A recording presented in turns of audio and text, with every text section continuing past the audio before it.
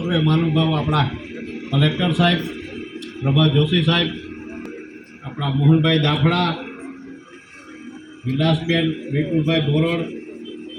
મુકેશભાઈ કામાણી, તાલુકા ભાજપ પ્રમુખ સંગીતાબેન, મોહનભાઈ ખોટ, દિલીપભાઈ કુંગજ કરું છું અને ખાસ કલેક્ટર સાહેબનો આભાર માનું છું કે સહાયમાં વિતરણમાં મને ભાગીદાર બનાવ્યો. અથવા તો જે જરૂરિયાત છે એને ઘરે ઘરેથી બોલાવી અને કોઈ પછી અનાજની સાધનોની હોય, જે કોઈ સહાય હોય, આ પ્રથમ વખત એવું બની રહ્યું છે કે આપણા મોદી સાહેબ અને પટેલ પહેલી વખત દેશના ઇતિહાસમાં